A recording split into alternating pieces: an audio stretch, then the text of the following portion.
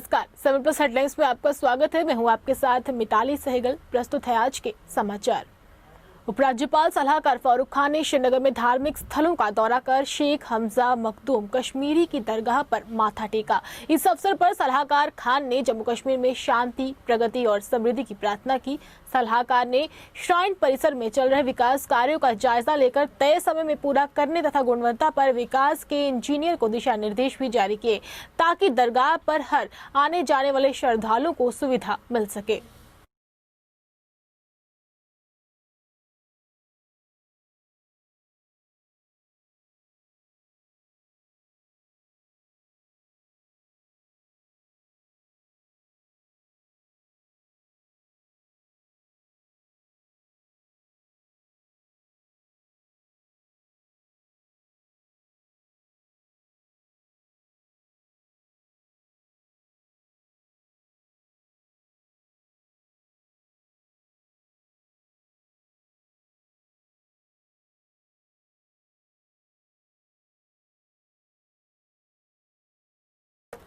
World health day पर युवाओं को नशे से दूर रखने पर आज विक्रम चौक में फिट इंडिया वॉकथॉन आयोजित हुई। इस अवसर पर नगर निगम के मेयर चंद्रमोहन गुप्ता तथा डॉक्टर सुनील शर्मा ने युवाओं को नशे की लत से दूर रहने के संदेश दिए और साथ ही मैराथन करवाई गई। विक्रम चौक से शुरू हुई इस मैराथन को डॉक्टर सुनील शर्मा व चंद्र मोहन गुप्ता ने हरी झंडी दिखाकर रवाना किया। उन्होंने बताया कि नशे से दूर रहने के लिए प्रशासन द्वारा समय समय पर जागरूक किया जाता है, जिससे समाज को नशे के अंधेरे से कुएं की तरफ धकेलने से बचाया जा सके।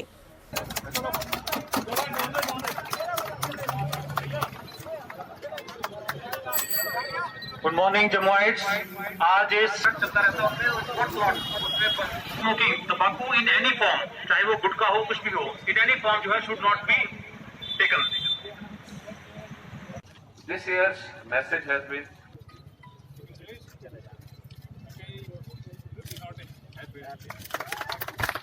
यही एक मैसेज है कि हम लोग अपने लिए, अपने शरीर के लिए, अपने लिए 45 मिनट कम से कम वॉक करें, एक्सरसाइज करें, कुछ ना कहीं बैठ के हम योगा करें।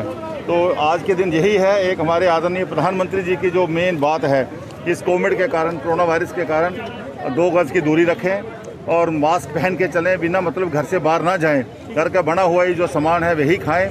आज यहाँ टेस्टिंग जम्मू शहर में बहुत ज़्यादा हो रही है, उस कारण हमें घबराने की ज़रूरत नहीं है। मैं यही आज का यही वर्ल्ड डे में यही एक संदेश है। हर जगह की तरह जम्मू में भी हम सेलिब्रेट करते हैं, क्योंकि एक कोविड का टाइम है, बड़ा रिस्ट्रिक्टेड सा काम था और अवेयर करने की कोशिश करते हैं कि हार्ट और हार्ट डिजीज़ से कैसे दूर रहा जाए।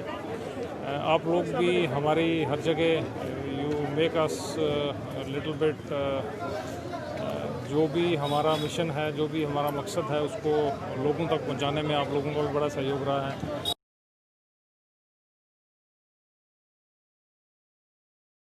All department casual labour United front ने आज विभिन्न विभागों में लंबे समय से अस्थायी तौर पर काम कर रहे कर्मचारियों ने प्रशासन के खिलाफ जमकर जोरदार प्रदर्शन किया।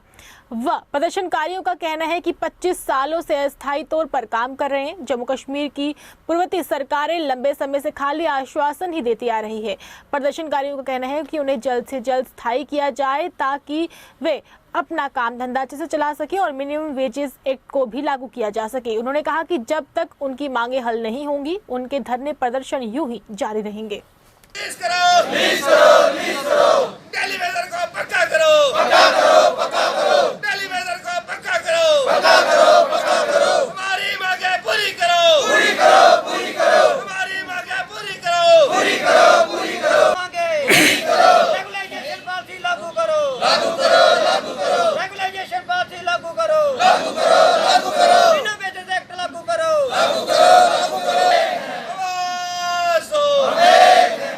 आज जो प्रोटेस्ट पीडब्ल्यू में चल रहा है, ये हर जगह चल रहा है, और जैसे पीडीडी में, पीएचई में और स्टेट डिपार्टमेंट में, अलग अलग डिपार्टमेंटों का ये प्रोग्राम है। और ये all department casual labour United front के बैनर तले चल रहा है। और इसमें हमारी 3 मुख्य मांगे हैं। रेगुलाइजेशन पॉलिसी, जो 25 सालों से काम कर रहे हैं लोग और अलग अलग डिपार्टमेंटों में, और साथ में मिनिमम वेजेस एक्ट जो इंडिया की हर ड्यूटी में लागू है, हम चाहते हैं वो भी यहाँ पे लागू हो। और साथ में पेंडिंग वेजेस जो हमारी 2-2, 3-3, 4-4, 5-5 सालों से तनख्वाह पेंडिंग है, वो रिलीज़ हो। और ये जो प्रोग्राम है, ये प्रोग्राम हम कंटिन्यू करने के हमारे दिमाग में कंटिन्यू करने का था, पर हमारे जो कश्मीर के साथी हैं उन्होंने फ़ोन करके हमें कॉल की कि ये जो प्रोग्राम है फ़िलहाल आप इसको डिले करें और एक दिन का ही प्रोग्राम करें, और जो 72 घंटे की स्ट्राइक PHE वालों की चल रही है उनकी सपोर्ट करें। उसके बाद हम एक मीटिंग करके और सारे लोग आर पार का प्रोग्राम होगा, जैसा जम्मू में होगा वैसा ही कश्मीर में होगा, और ये लगातार तब तक चलता रहेगा जब तक regulation policy, minimum wages act और हमारी तनख्वाहें रिलीज़ नहीं होती। जय हिंद, जय भारत। भाजपा के ट्रांसपोर्ट सेल के संयोजक आशुतोष गुप्ता ने भी राहत देने की मांग की है। संयोजक द्वारा पत्रकार वार्ता कर ट्रांसपोर्टरों के लिए राहत पैकेज की मांग की है। उन्होंने कहा कि लंबे समय से मंदी की मार झेल रहे ट्रांसपोर्टरों को अपना गुजारा करने में खासी दिक्कतें आ रही हैं। उन्होंने उपराज्यपाल से मांग की है कि ट्रांसपोर्टरों के लिए जल्द से जल्द कोई राहत पैकेज दिया जाए।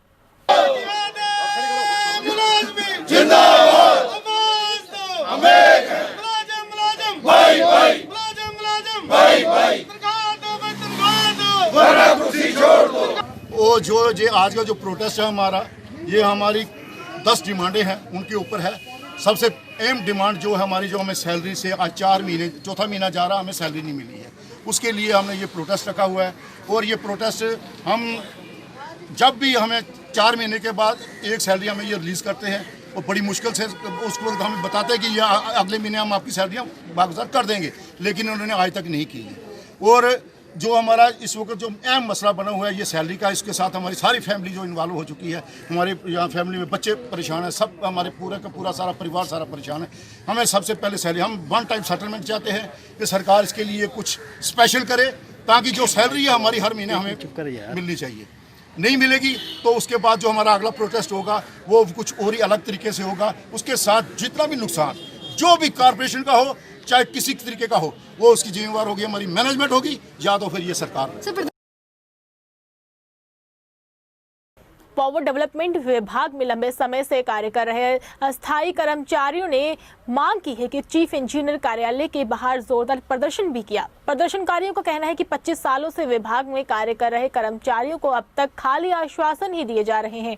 उन्होंने एक बार फिर उपराज्यपाल मनोज सिन्हा से मांग की है कि उन्हें जल्द से जल्द स्थायी किया जाए।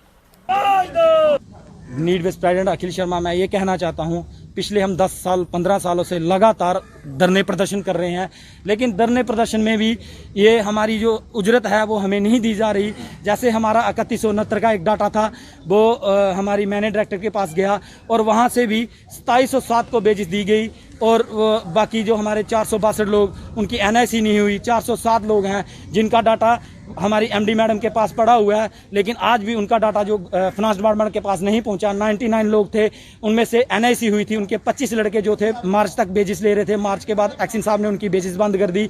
हम चाहते हैं कम से कम ये बेइंसाफ़ी हमारे साथ नहीं होनी चाहिए, क्योंकि हमें मजबूर मत करें कि हम भी PHE के हमारे भाई जो स्ट्राइक कर रहे हैं, तो हम नहीं चाहते कि हम भी उन्हीं की तरह कार मच जाएगी जम्मू प्रॉमिस में। हम यही कहते हैं, कम से कम हमारी जो मुख्य डिमांडें हैं, जैसे हमारी 462, 407, 99 लोगों की NIC को लेके है, हमारी पेंडिंग बेजिस को लेके है, जैसे मिनिमम बेजिस एक्ट है उसको भी लागू किया जाए। और प्रशासन द्वारा किए जा रहे टेस्टों की रिपोर्ट में बदलाव आने पर इन दिनों लोगों में गहरा रोष है। जगती टाउनशिप में भी कुछ इस तरह का हादसा हुआ। जगती टाउनशिप में स्वास्थ्य विभाग द्वारा कल किए गए टेस्टों की रिपोर्ट में नेगेटिव को पॉजिटिव दिखाने पर प्रशासन के खिलाफ जोरदार प्रदर्शन हुआ।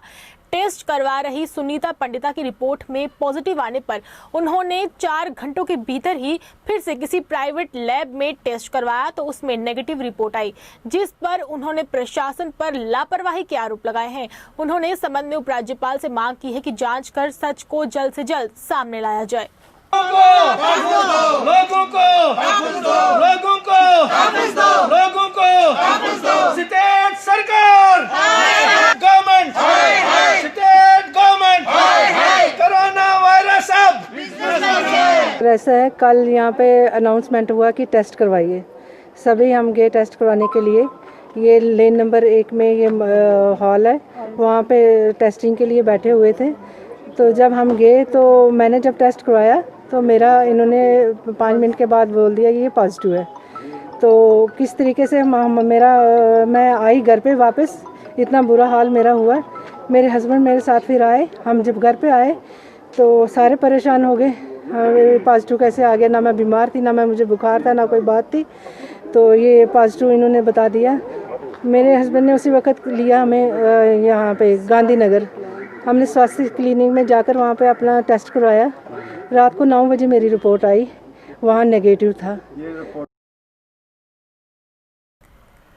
बाउफोर्ट में आज कोरोना से मारे गए एक ही परिवार के लोगों को श्रद्धा सुमन अर्पित किए गए। इस अवसर पर पार्षद श्यामलाल भसन ने कहा कि जीएमसी में कमियों के अभाव से आए दिन लोगों की मौतें हो रही हैं, जिसके चलते राजकुमार कलसी के परिवार के 4 लोगों की भी मौत हो गई थी। इसी के साथ उन्होंने लोगों को प्रशासन की गाइडलाइंस का पालन करने की अपील की है।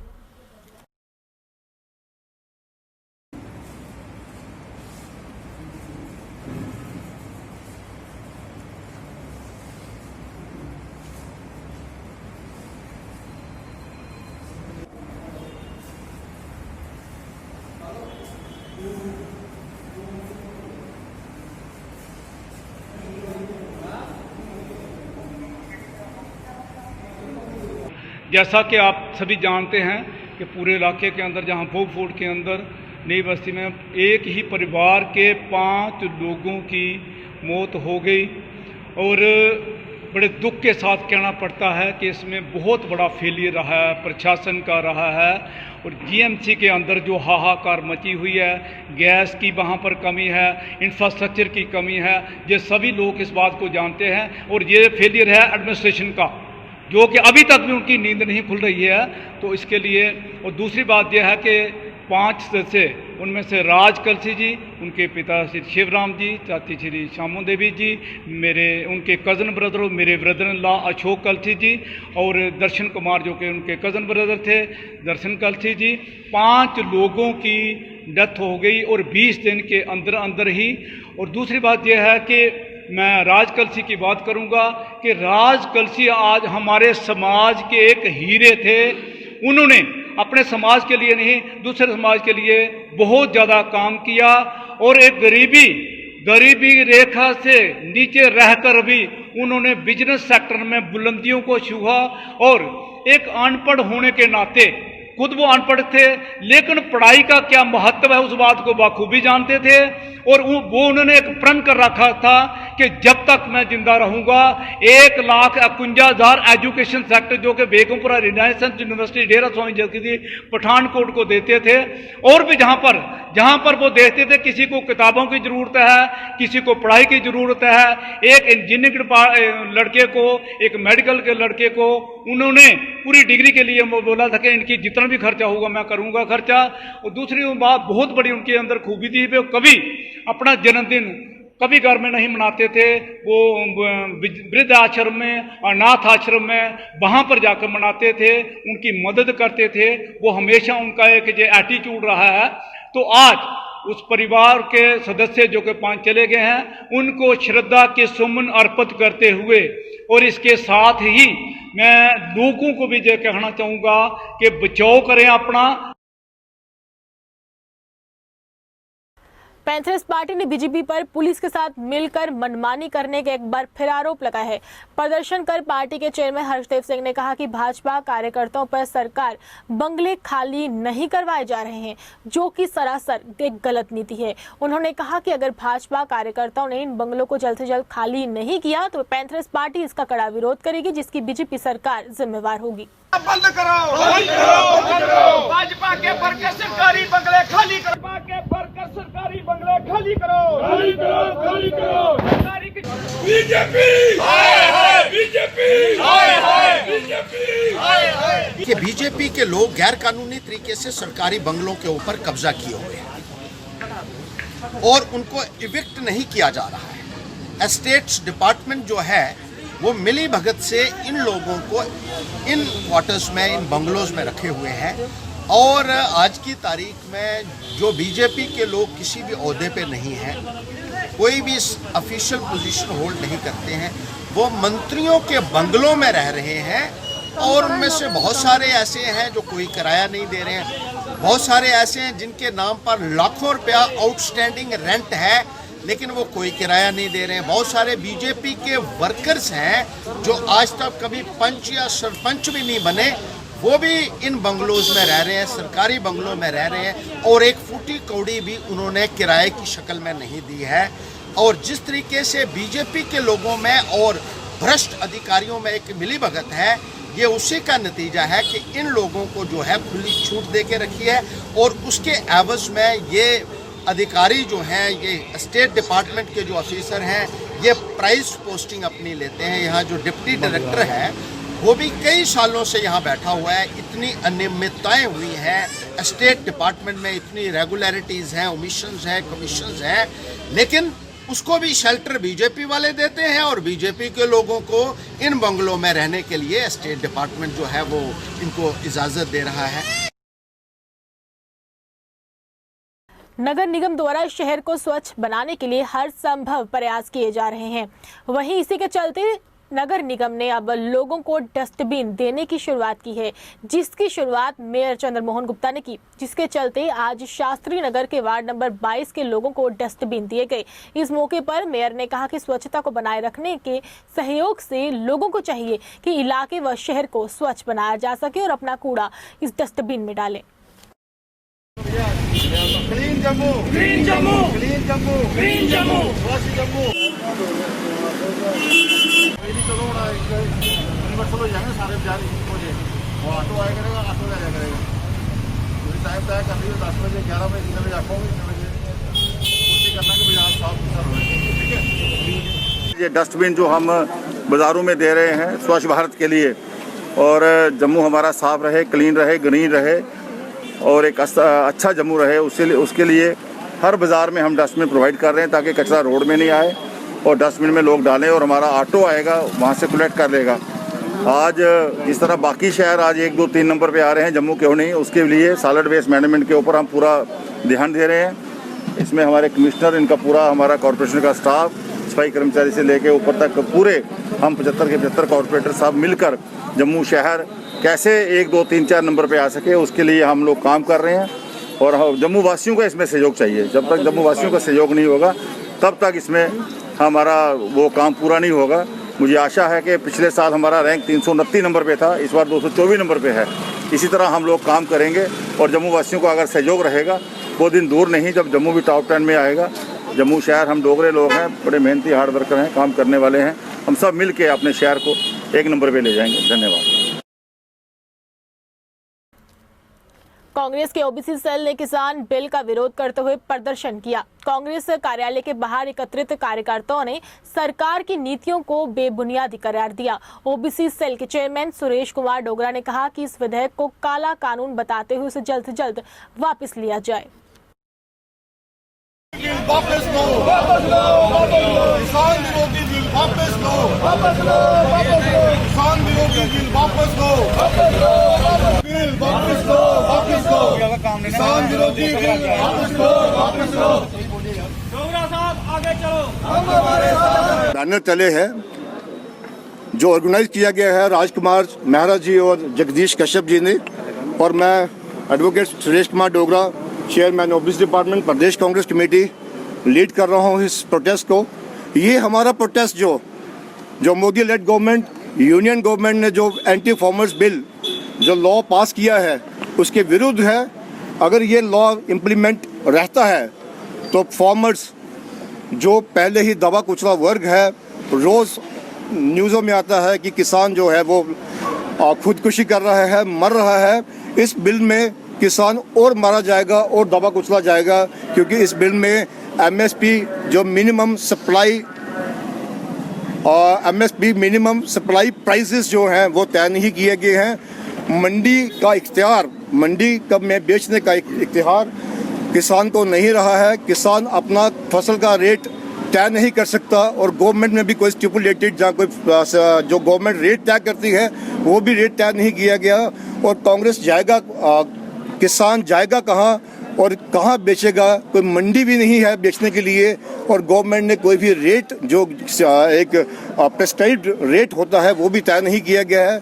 और आप लोग सब जानते हैं कि कांग्रेस पार्टी हमेशा किसानों के हक में आवाज़ उठाती आई है, और इस बार भी जो anti farmers law union government ने ये पास किया है उसके हम लोग पूरा विरोध करते हैं। और सेंटर हमारा जो श्रीमती सोनिया गांधी जी की अध्यक्षता में और स्टेट में जनाब गुलाम अहमद मीर साहब की अध्यक्षता में हम लोग ये प्रोटेस्ट कर रहे हैं और तब तक करते रहेंगे जब तक ये लॉ, ये एंटी फार्मर्स लॉ वापस नहीं किया जाता। और मोदी गवर्नमेंट को बता देंगे कि कांग्रेस गवर्नमेंट हमेशा गरीब के साथ, अनएम्प्लॉयमेंट के साथ, किसानों के साथ खड़ी है। मैं थी आपके साथ मिताली सहगल। मुझे और मेरी टीम को दीजिए इजाजत और आप देखते रहिए 7+ चैनल। नमस्कार।